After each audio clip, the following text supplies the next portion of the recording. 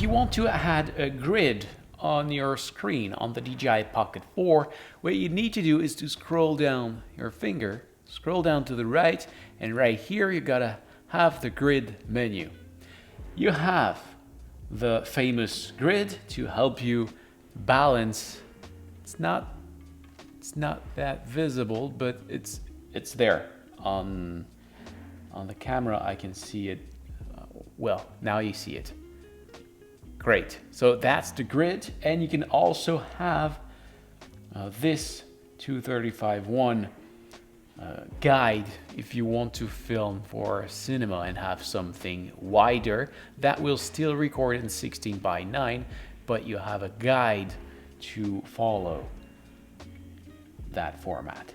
So it's just right here. You can enable or disable the grid. I hope this was helpful.